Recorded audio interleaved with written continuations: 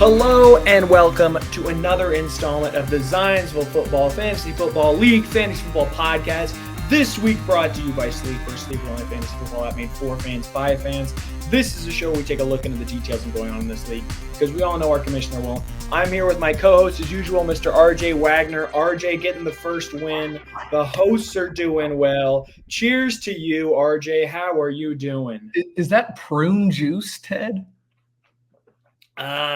It's some V8 juice. V8. I love me some V8. Get your fruits and veggies in. But Ted, I feel fantastic. I finally know what it's like to be you, what it's like to wake up after a Monday night with a win. It felt great. Really needed it. Hats off to Joe Burrow.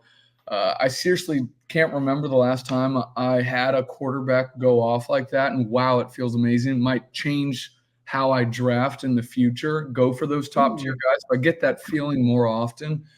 Still sad that my number one overall pick is hurt and is now traveling to Germany for a season on his Achilles. That's cool.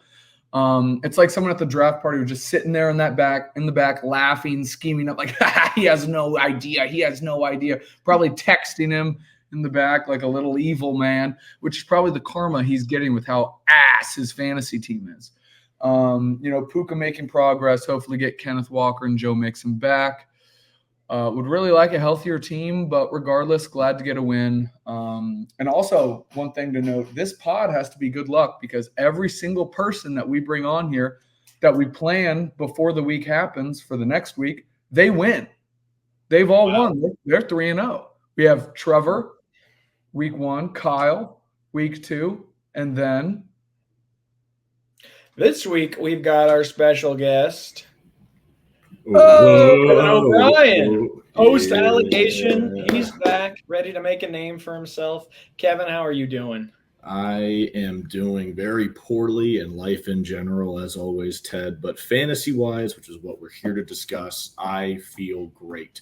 It is Tuesday morning. It's raining outside. I went absolutely nuclear last night to get a huge win over Trevor. Very excited to dig into the details and excited to be here with both of you fine gentlemen. Well, why don't we start off talking about just that? Kevin, you beat Trevor 144 to 112. It looked like you were down a considerable amount. You were down 50-something points, but it didn't matter because Josh Allen with 40 took you there. Zach Moss with 18, Bill's defense with 13. You went nuclear. And Trevor he had some good guys. He had an all right week. Zach Charbonnet really bailing him out with 25. Lamar Jackson get him a good performance. Just not enough to overcome the Josh Allen experience. I thought it was pretty good fantasy from both of you, but you just came out on top roaring on Monday. I did indeed. Very, very happy about that. As I had said in the group me, loving the Josh Allen experience so far.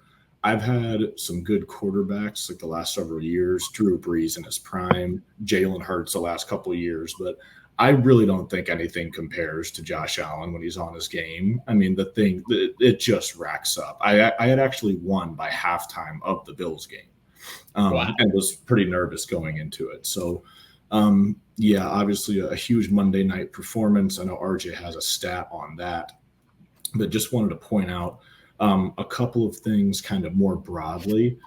First with Trevor. I want to go back to something you said, RJ, maybe in the post-draft pod. Horrible draft, as Trevor said on the pod, but he's a good manager. And at the end of the day, he's 2-1, but I think he'll be just he puts up a lot of points.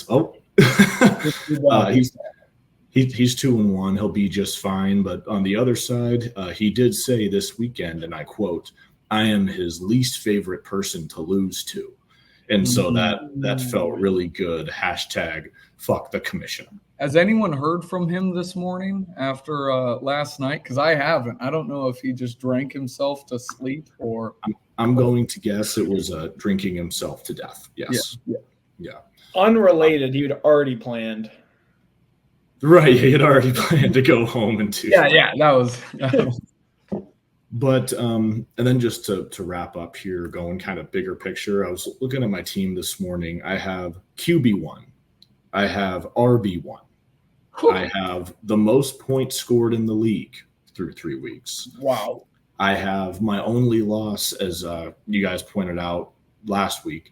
I was out touchdowned 8-2 and still only lost by like 12. So I'm feeling really good. Kind of the cherry on top is I've benched Drake London the last 2 weeks, who I was really high on.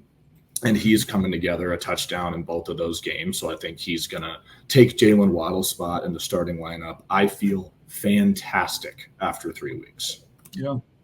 Yeah, Kev, 50% of your team's points scored on Monday night, 81 points. Like you said, the early start in that game just had to feel amazing, having that win by halftime. But the bigger thing to me was, because we've seen Josh Allen do that, was Zach Moss last night. To be honest, I wasn't expecting that, not from him last night, but not from him this season. I was actually a big believer in Chase Brown this offseason. Their backup. He also looked really good last night too, but the workload Moss is getting, that's amazing. Amon-Ra looking like Amon-Ra. Kincaid got that touchdown, that stack. Huge. Unbelievable. Like you said, you have the QB1, RB1. The two things where I would say are your weak spots are those number 2 positions in that RB2, wide receiver 2. With Pacheco, but that's because of injuries too. Because Pacheco, could you imagine if you have Pacheco in there and then Waddle still had Tua? Definitely 2 positions to look at. But like you said, you have London on your bench, and even Jerome Ford. He's a serviceable RB2 guy that you could put in there. And Trevor getting his first loss. Running backs absolutely just grotesque, terrible. Besides flex position. He's already dropped his 5th round running back in Zamir White. His 6th round. Why? Bye-bye. Why did he do that? His 6th only got 14 round points. was his tight end, who got 0 points, and Mark Andrews, who was the 3rd tight end off the board. Wide receivers held their own. And then we're talking about Charbonnet going off. Kenneth Walker is projected to come back this week, and we've seen in the past when Kenneth Walker has been hurt, Charbonnet has gone off. When Kenneth Walker's back, Charbonnet is back to being nothing and being able to be dropped. So even though it's his first loss, to me, my alarm bells would be ringing. Trouble in Beavertown. Lamarvelous Beaver Munchers. I have one more thing off of what RJ said. We always say, like, going all the way in fantasy, you need some luck. And to your point about Zach Moss, like, Chase Brown hasn't really been a factor. And also Tony Pollard, who's been huge for me. Tajay Spears really not doing anything. So all the volume they're getting has been huge for me. Yeah. Yeah, definitely. And let's keep things rolling. How about we talk about another beatdown? We talk about Monty taking down Kyle 119-104. It was looking pretty bad going into Monday night. But James Cook bringing Kyle back. He had some good players. Kyle finally had Patrick Mahomes crack 20 points, but just was not enough. Ja'Marr Chase finally playing like Ja'Marr Chase. If I were him, I'd feel glad about that. But Monty, just with Rashee Rice, Malik Neighbors, and Marvin Harrison, I think those 3 are really Ja'Marr Chase, Teddy. It's Jamar, not Jameer. Sorry. Jamar. Oh, I thought I said Jamar. I'm thinking of Jahmyr Gibbs. Yeah. I'm thinking of Jahmyr Gibbs. I'm looking at Jahmyr Gibbs. But yeah, for Monty, I love Monty's wide receivers. They balled out. The rest of his positions, nothing crazy, but he might have some alarm bells going on. James Conner, 3 points. Sam Laporta, 4 points, but just didn't matter. Monty came out on top. RJ, what do you think about that? Well, when Binky put that poll in the group chat of who would win between him and Kyle, I thought he was being an absolute cock because he was projected to win by like 30, 40 points. Like when he put it in there, I was like, because he put it in there with me and Jack, who was close, Trevor and Kevin close, and then theirs. I was like, yeah, that's not even going to be close. But I got to hand it to Kyle's team. They ended up being a closer matchup than Kevin and Trevor with how much Ja'Marr Chase went off. But I actually feel really good with Kyle's team overall. Like the main guys, Patrick Mahomes, like you said, 20. Okay, and running backs both getting 16. Jamar with 26 and Nico with 10 isn't too bad.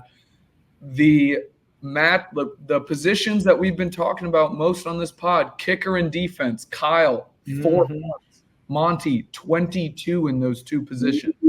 22 total. Those are those make or break positions. So hats off to Monty for being able to fill in those two spots and get the win. You know, I had a note on this about a different team we'll get to, but it's almost like Kyle's just doing it again, where his team is good. His team is good. They just can't put it together. Like, I mean, Bowers, second best tight end. Nico Collins has been a beast. Jamar, I know it took this week for him to get going, but I mean, Jahmyr Gibbs with 16. It's yeah. So I guess what I'm saying is Kyle is going to be fine. The frustrations continue for Riley Reid option. And Monty he's on a good starting campaign to defend his title. I mean, when you win, when you spend the draft capital on Jalen Hurts and you can win when he gets under 11 points, I mean, that always feels good. And then Teddy mentioned it, but what could be massive for him as we keep going here is, I guess, both of the rookie receivers, but Malik Neighbors taking a horrible Giants offense, putting up these numbers. I mean, that could be – I don't even know if he probably drafted him, but that could be so dangerous. Yeah. He's wide receiver 1 now, too. Is he really? Yeah, he's insane. It's that luck we were talking about, finding that diamond in the rough. He just, like, we had red zone, like, he just looked incredible.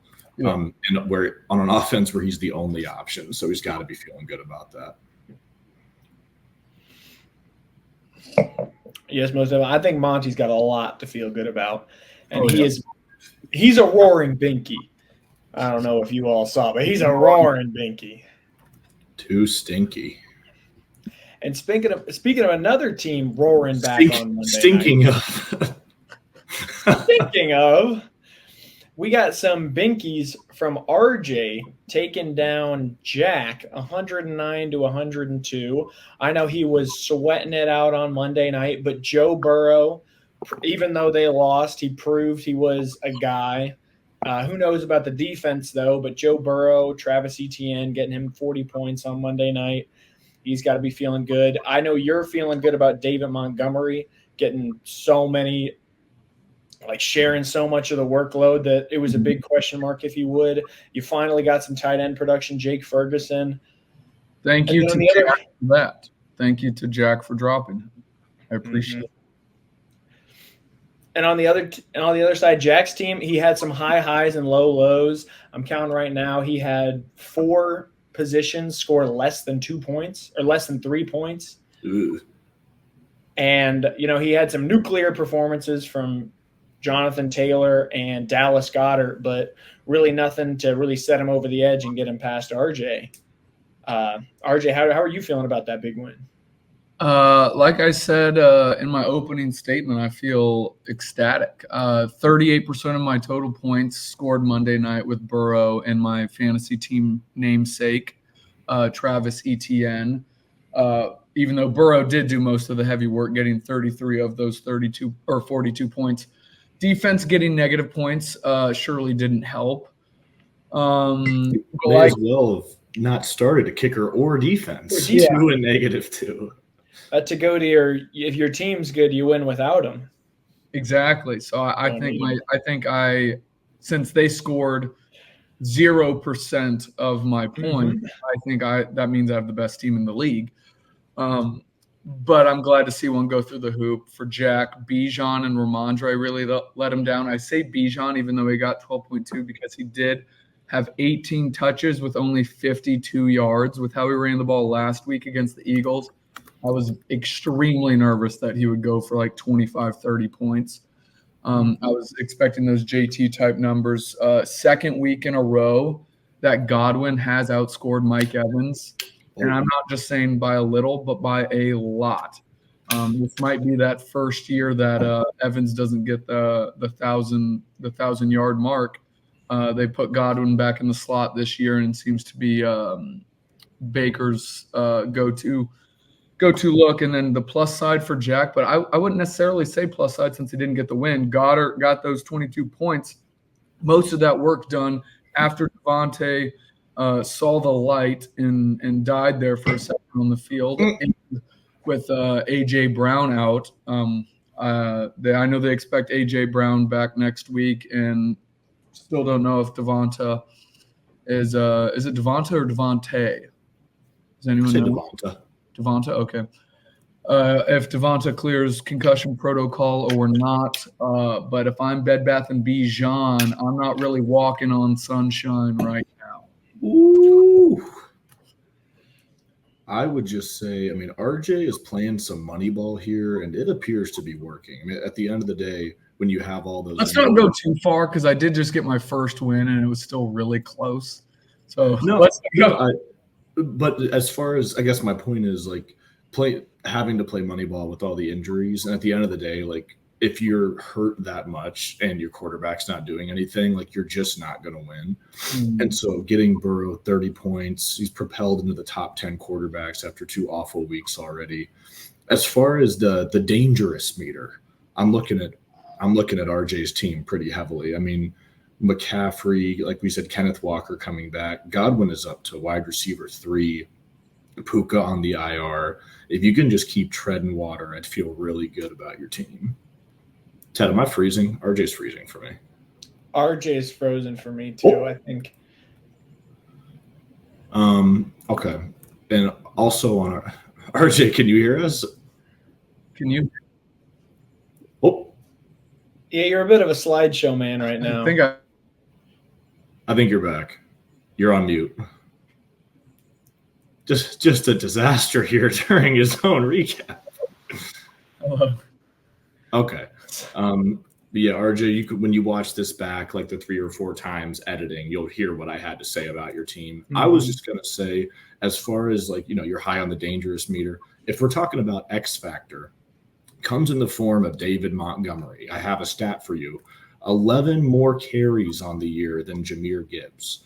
Out carried him in 2 of the 3 games, almost 4 more carries a game. It's one of those things where I was certainly looking at Jahmyr Gibbs being taken that early, and it kind of reminds me of the Raheem Mostert, Devon Achane situation last year. I mean, there's a lot to go around in a good offense, but Montgomery is RB10 right now, and so he's huge.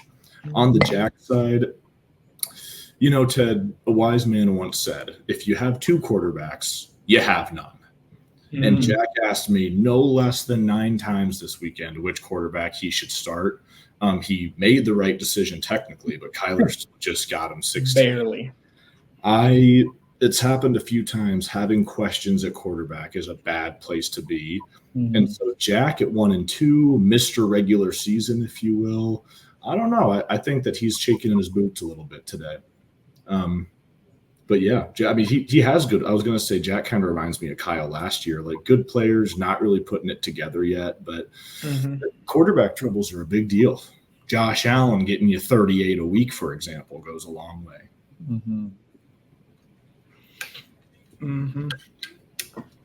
Most definitely, Kevin. And now looking at what I like to think of as the biggest matchup of the week. We've got me taking down Chase 108-83. I'm looking at it now. We both had 6 players score in the single digits.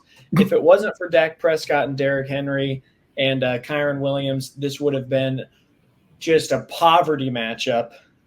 But for me, Dak Prescott and Derrick Henry putting the team on their back, 30 points each. I was talking to them before the game. We were on like a group FaceTime, and I said to them both, look here. You need points. You need them fast. Derek responded.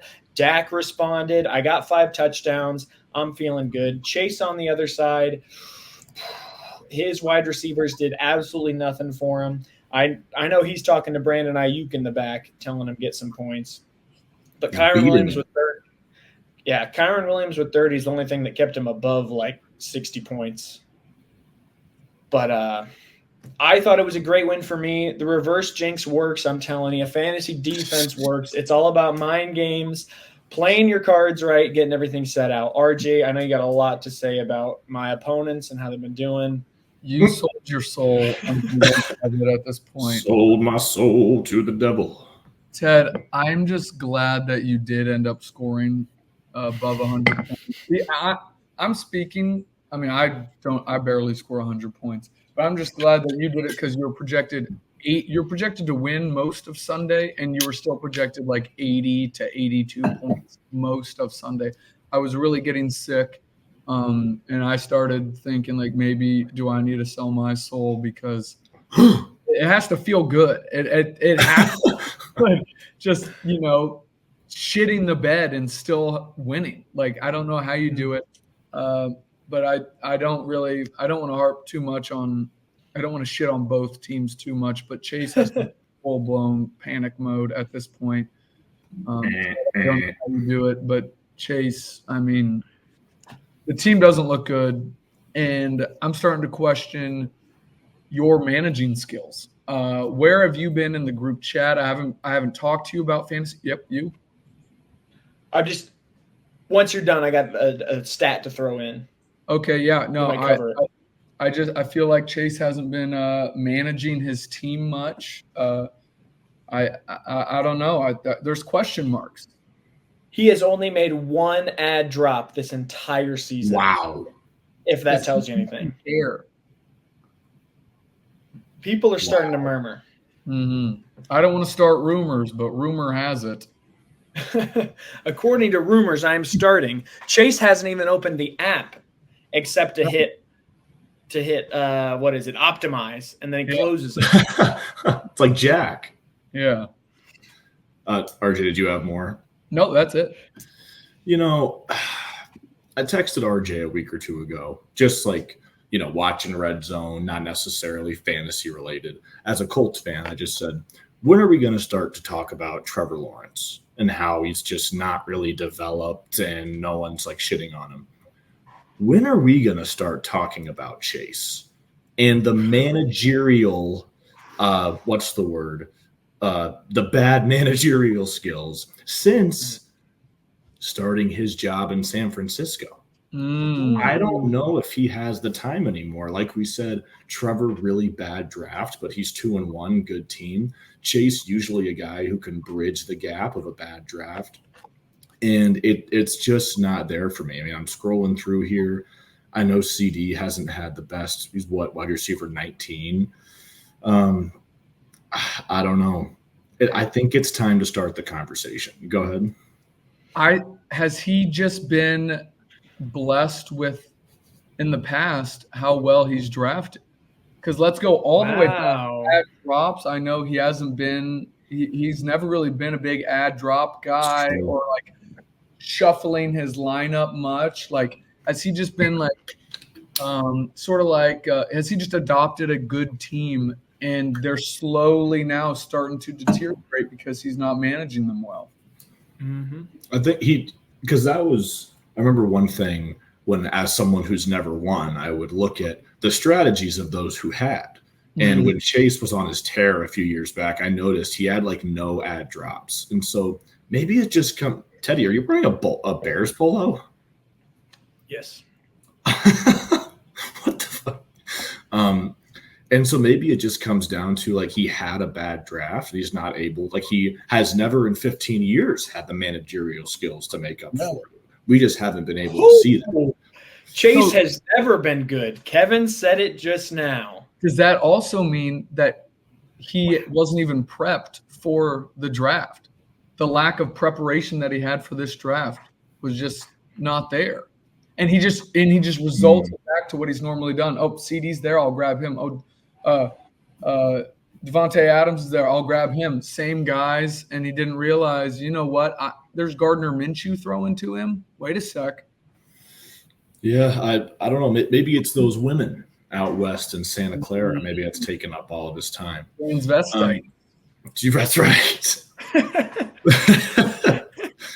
But I would be remiss to not give Teddy his flowers. I mean, look, here's the thing. I went on here. I was actually texting Kyle yesterday, asking the question: is Teddy the worst 3-0 team of all time? And initially, I was like, yes, absolutely. But then, Ted, I mean, one way or another, you do have two of the top 4 running backs. you have Tyreek Hill and Travis Kelce, guys who, like, I had Kelce last year. Is he getting old? Yes, but he came on strong towards the end of the year. And so, am I frozen? No. Nope. And so maybe I just want to give you your flowers in the sense that even though your points against is abysmal and you should be absolutely ashamed, you still, I mean, your team is good and you're 3-0 for a reason. And you have like middle of the pack points scored. And so we'll see how long you can keep it rolling. His breakdown numbers. So I'm obviously in dead last, considering I went 4-3 this weekend, and the last 2 weeks I was 7. For you, Teddy is third to last. Chase is below me, and then it's Teddy in the breakdown. Teddy went 1-6, 4-3, 3-4. You know what it is? It's kind of what we said about Jack and Kyle, but Teddy's just kind of having the ball roll his way. Yeah, you know what? Fuck that, Teddy. Your team sucks. But I mean, like we said, like a lot of it's about luck and fantasy defense. And I think, I mean, in my broader view of the league, Teddy's going to come back to earth pretty soon. But 3-0 is 3-0. Yeah, and then I think this will take me into the stat of the week. This is inspired by the stat man. I heard he was talking shit. So I went through, I like looking at the I just took a quick look. I didn't do the numbers for every team. But I was going through and I was looking at the top points against, points for. And Kyle was talking a lot of smack. So I thought I'd compare me with Chase, where everyone thinks we're such different teams, but talking 3-0, 0-3, my points against rank number 1. That's a good fantasy defense. So my points against you can't control that. Like that's the luck on your side. No, you play the team. You play against a team. You have an offense and a defense. So my defense is ranked number 1. Is your big stat 94.3 points per game? That's your stat. 94.3 points per game. And Chase, on the other hand, he's ranked number 8, 121 points per game against him. That's a 26-point swing. I think you're making our point for us. But he's trying to argue that he is the one. Him. There are things you can do. And as we begin the preview. Wait, can I just go through Chase's points for? He's last, obviously. 93.97 points per game. And then number 1, can you guess who number 1 is? Points for? I already said it was me. So. It's you, 125 points per game. You're killing it. Trevor and Monty are right on my heels. They're pretty much tied with like 7 less than me. Have you looked at the breakdown, the updated breakdown? Trevor's breakdown is incredible. Really? Yeah. It's bar none the best one, 17-4. Well, yeah. Like 6-1, 6-1, 5-2. That's crazy. Mm-hmm. I think Trevor needs to. Oh no, never mind. What's my breakdown? I don't even know how to get to that. You're number 3. You're 15-6. You went 5-2. Week 2, 3-4, and then 7-0. Okay. All right. Wow. And then just real quick, we've got the pollster. Monty came in clutch with some polls. Just a previous one, he said, will the champ this year have a new champion? 7 votes for no, and then in quotations, Kev's racist. And there was 1 point for there were only 7 votes total, and everyone voted no. I'm assuming Jack didn't vote. I voted. Kev, how do you feel about everyone thinking, including yourself? You voted for Kev's racist. Self-admission. Yeah. I think that my preseason diss track gets my message across very clearly. So I would suggest the pollster to go give another listen to that. There's a man here that claims that I prefer the whites. What? This is getting dark. Let's stick to fantasy football. 14 years, you never put up a fight. Go ahead, Ted. So just getting back to actual football, he also did the poll. No idea where it came from, but is Aiden Hutchinson an elite defensive lineman? Everyone voted true. I think that was pretty obvious, especially after the 5-sack, 6-sack performance that he had the game after he sent it. I think that made a big difference for him this week, really knowing how we feel about Aiden Hutchinson's elite opinion. Yeah, I agree. Maybe it tipped the scales. Well, that's it for our segments. We'll be right back with the preview of next week. Just one more quick thing. This was an interdivisional week. Everyone played a person in the opposite week, and it went 2-2. Okay. Two divisions. Ooh. Fun fact. Drinks are equal to snacks. Well, we'll be right back after a quick word of our sponsor. Stay right there. I had a gambling problem. It was my dad.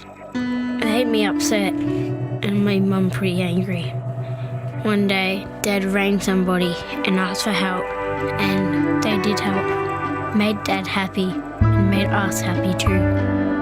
2/3 of people that use our services end up gambling a lot less. For expert help, call 1-800-858-858 anytime and take the problem out of gambling. Authorised by the Victorian Government, Melbourne. Thank you for sticking with us. I want to say thanks to our sponsor. It's a really important message that they have. I hope a lot of you listen and take heart and just think about how your actions affect others and yourself. Donate.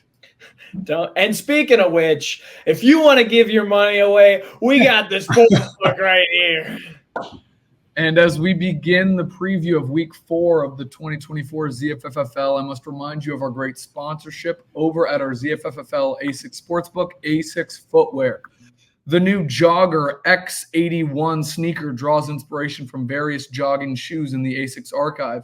The design pays homage to Japan's thorough recycling processes that helps the country maintain a clean environment.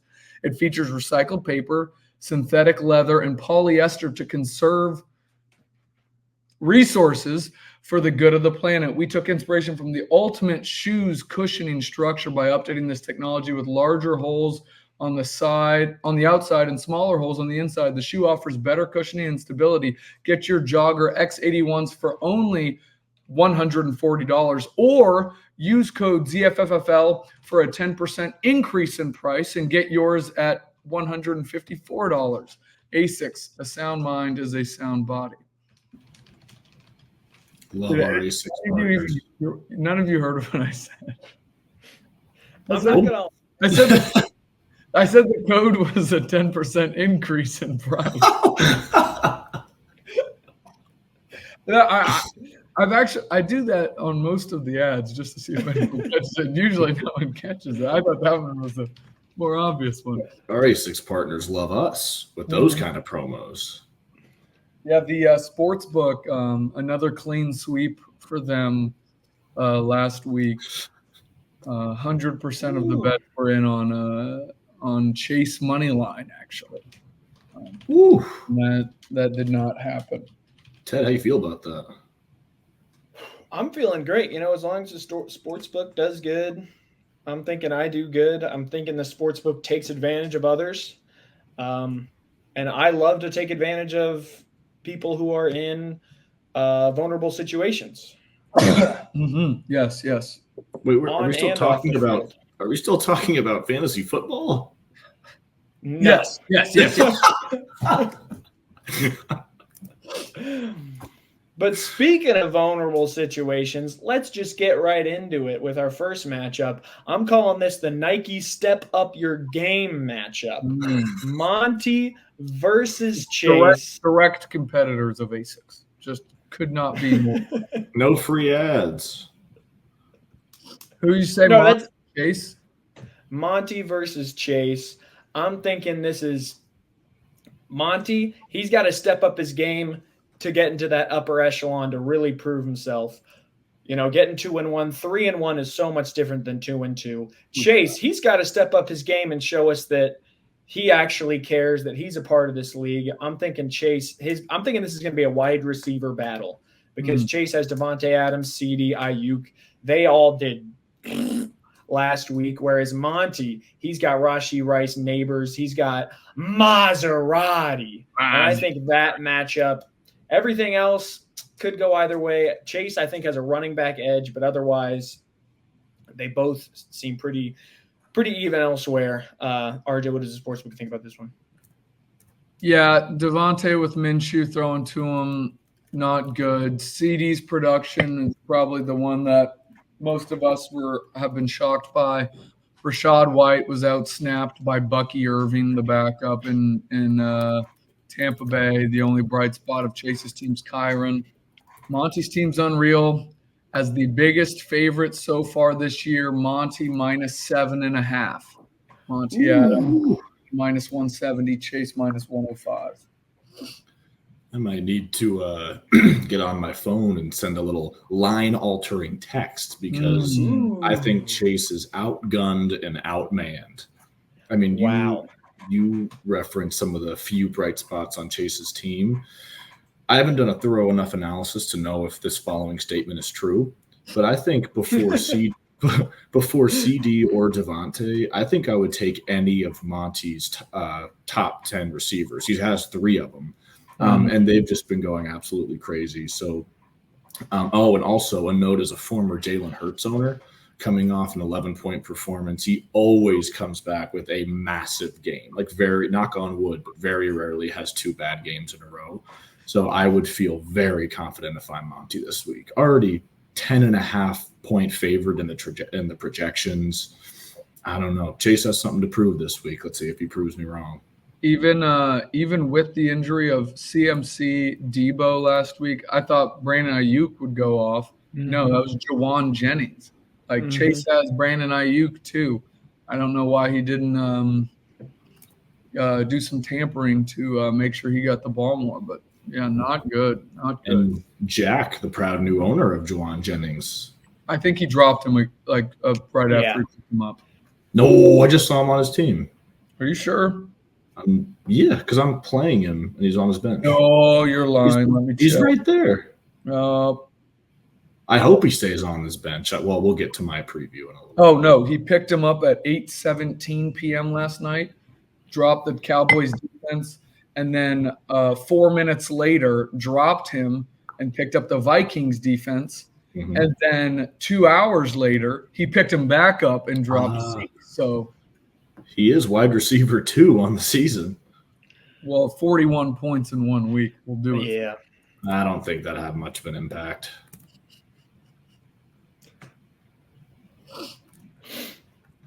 Well, now looking at our next matchup, I'm looking at my own matchup against Kyle. I'm calling this the home slice piece of the pie matchup because I know Kyle's looking at my fantasy team defense. He wants a piece of the pie. And honestly, looking at Kyle's team, it's like I've always said, I really like his team. James Cook, Jahmyr Gibbs, Jamar Chase, not Jahmyr Chase, is looking pretty good. Nico Collins. Honestly, his whole team, I just started naming players I liked. It's almost his entire roster. Yeah. But it's that thing where he needs all of them to have production and no duds. Whereas on the other hand, I just need 2-3 guys to go nuclear. I'm really hoping Dak gets into it on Thursday night. Kamara. I'm pretty dang worried about Josh Jacobs and Tyreek Hill. But otherwise, I just need a big nuclear performance. Really like relying on those. RJ, what does the sportsbook think? Me personally, Ted, I have no clue how you keep doing it with George Pickens, Travis Kelce, what he's doing, Tyreek Hill having Skylar Thompson. And then, like you even mentioned about Josh Jacobs, you were scared of him. He was literally out-carried by the Packers' week 1 third-string running back last week. But you seem to pull it out somehow. Gibbs on Monday night against Seattle at home, which I don't know if you knew this, but Jahmyr Gibbs at home, he averages 6 points more than on the road. Fun fact. So that would be huge.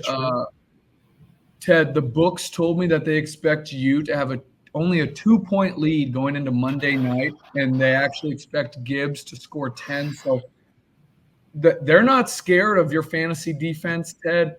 Kyle minus 7.5. Wow. Kyle minus 170, Ted minus 105. Wow. Mm-hmm. Ted, I think that warrants an immediate reaction. 3-0, 7.5-point dog. Yeah. I'll say I've been an underdog every week, I'm pretty sure. I think the first week was a pick 'em, but I've been an underdog since Public then. could be making a lot of money betting on you. I think your guys' reaction to my talk about a fantasy defense shows how little you guys know about how this is played. Where I'm sitting at 3-0, how can you even make these judgments? You don't even know the like. Do you go to different aspects of the game concession week after doing next? Like, congrats on winning this week, Father. Forgive me, I've said I sacrificed 10 small goats for an 83-point performance. Such a binky life. Okay. Yeah, I don't know what the book's seeing, but they're seeing something. So, as far as the ASIC Sportsbook line, I lost out on a big money eliminator this week because of what was the easy pick. I lost a bet Thursday night because I was like, Jets -6, no way. And they did it. The easy one here is to say Teddy's 3-0 and a 7.5-point dog free. And so given my betting history, I'm going to go on the flip side of that and take Kyle minus 7.5. Because my analysis here is that, Kyle, like we said, he has a good team, haven't put it together, only 1-2. If you look up and down the roster, it kind of makes sense. Meaning like Jamar Chase, the whole like holdout thing took him a few weeks to get going. Nico Collins had to figure out like who's going to eat on that offense. He's clearly a beast now. Bowers, rookie, needed some time to get acclimated. Mahomes, I feel like, starts kind of slow. And so not only do I think Kyle will hand Teddy his first loss, I think Kyle might go on a run here. His team is actually kind of stacked if Jamar Chase keeps playing like he did last night. Yep.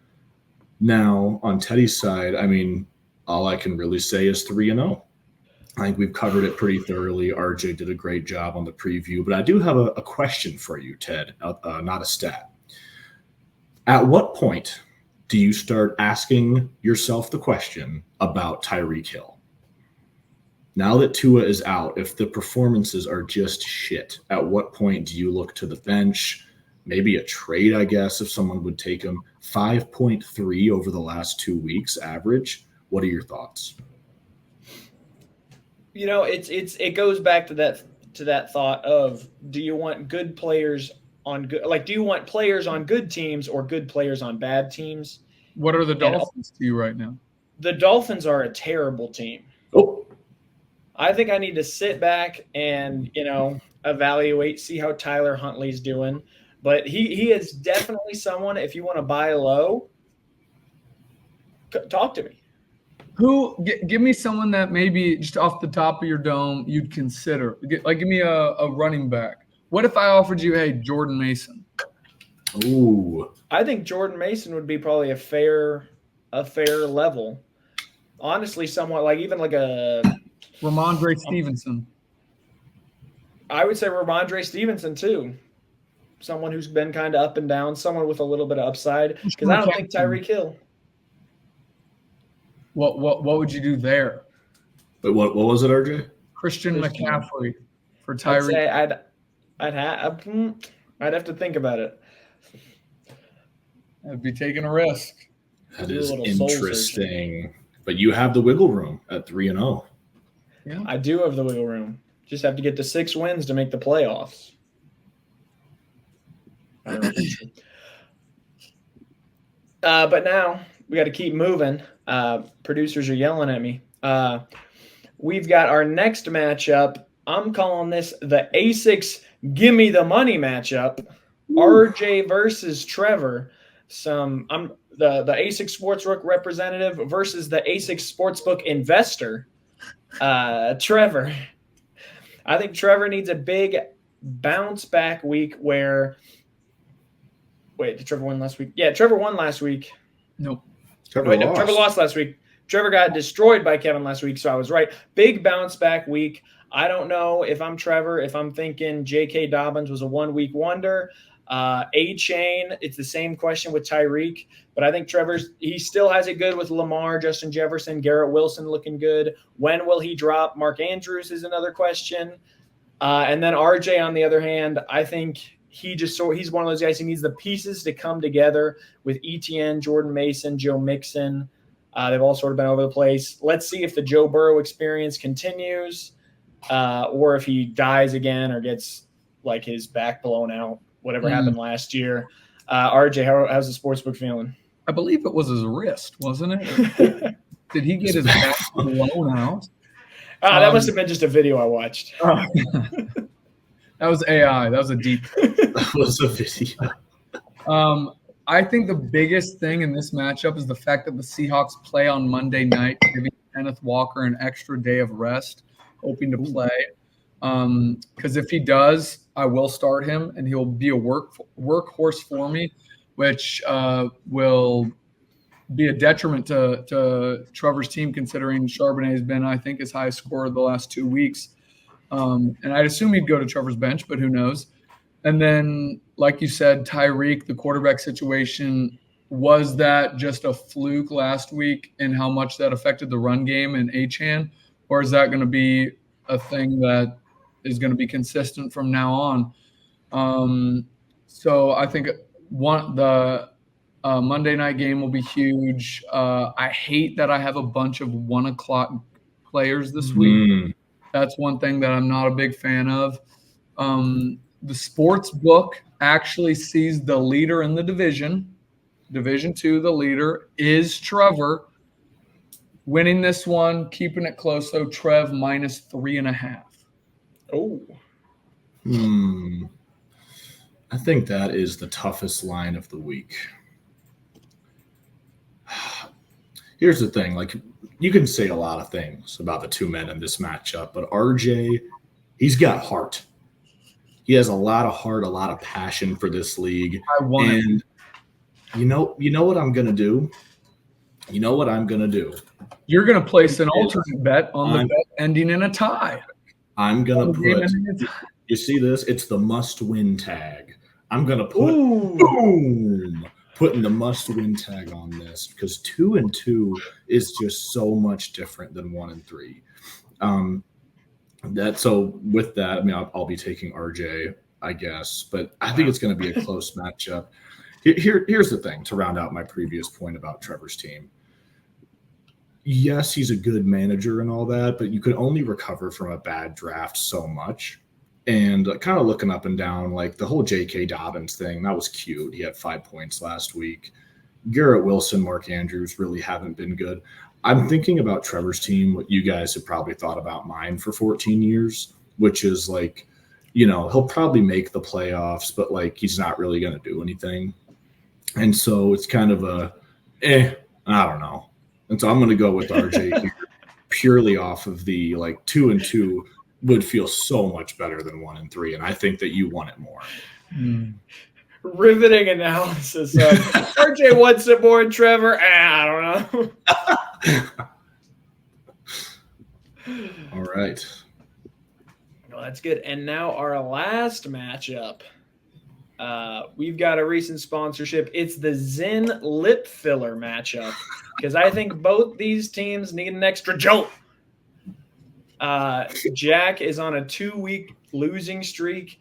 Kevin just won 1, needs to separate himself from the pack. Jack's team, honestly, I think has a lot of potential. He just needs Kyreek or Anthony Richardson or Kyler. I'm a little tongue-tied today. I'm going to tie your tongue.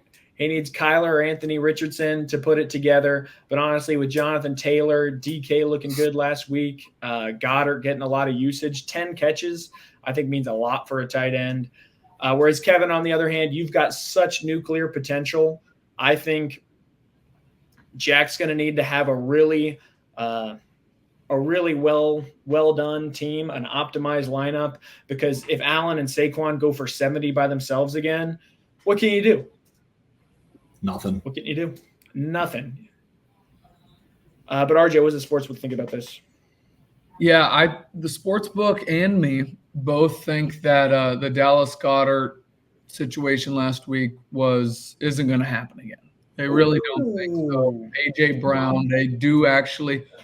What I heard, they expect Devonta back, and they really think that's the reason why. Jack, you better really hope that Ramondre doesn't shit the bed like last week, because, I mean, Thursday night getting a running back at 0.3 points, that's a big doom.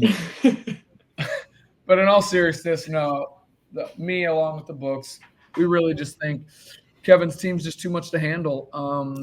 The line, Kevin, is -4.5. Taking that alternate minus 11.5 probably. Wow. I'll run it through my generator and see what it spits out. I think Jack and I match up fairly well, and my team it's just unbelievable. I mean, I need Drake I need Drake London to keep catching touchdowns, but there's just not a weak spot. I'm gonna look at where George Kittle's latest analysis is. They're hoping he returns to practice this week, so I have kind of a question mark at tight end. An X factor for Jack, I think, is Ramondre, which I hate him personally. I wouldn't have drafted him in a million years. But he did have a good first 2 weeks and a horrible week this week because of game script. And they are playing in Santa Clara, the 49ers. So I don't think he'll be much of a threat at all. Yeah, I feel good about it. Kevin -4.5. Definitely going to be submitting a waiver to increase the maximum bet, because there's pretty much no doubt in my mind that I annihilate Jack just weeks before his own wedding. Wow. With that question mark at tight end, you could become the first person to do double tight end. Dalton Kincaid, put him in that flex position, go double tight end. So no question marks. Well, just so I'm clear, or just so we're clear, I don't really have one tight end that I'm confident with. I don't think I should do two. But if you're just not confident in either one, why not start both? You know what? I'm going to make that switch. If you're not right sure, now. yep. That's what I'd be thinking about. Don't need Tony Pollard, Kincaid in the flex. All right, now I'm definitely going to win. Kincaid playing a bad defense against tight ends too. So I don't know. We'll see. Can I say one more thing? The whole the emphasis on the kicker and defenses this year, my kickers have sucked. I've been streaming them. Cairo Santos got me 6 points on Sunday. It actually is. He was short on a 52-yarder. Yeah, and it really is a big deal. Defenses especially are putting up a lot of points. So as far as a weak spot, I mean, I have the Bills defense, which is third best on the season. If I could get consistent production, streaming or otherwise, that would be really nice, because it has been a big deal this year.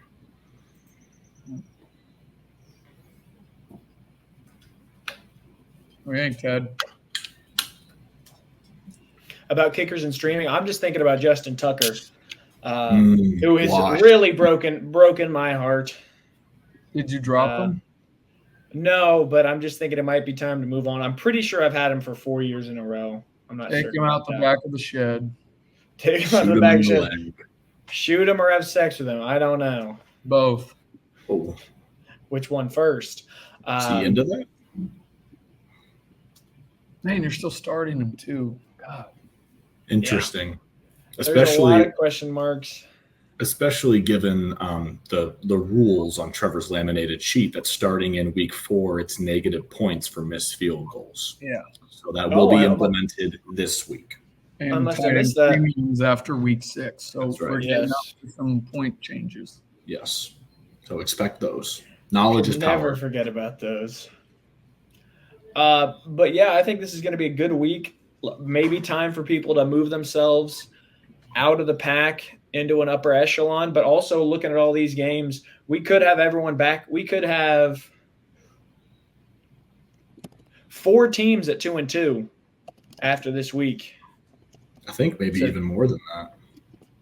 Oh yeah, never mind. I think we could have 6 We could have 2-2s. 6 teams at 2-2. Dang.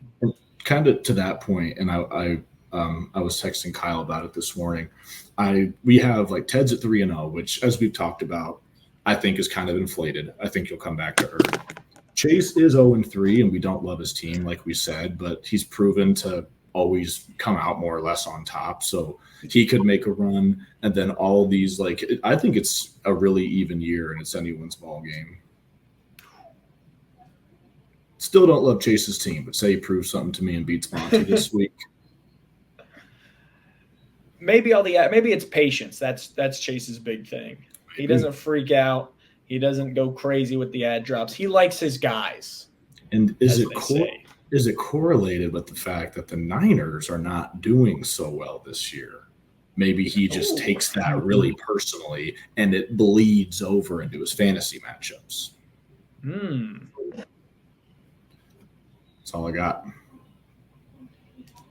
Wow. Well, if that is all we have, I would just like to say, as always, thank you for listening to the Zionsville Football Fantasy Football League Fantasy Football Podcast.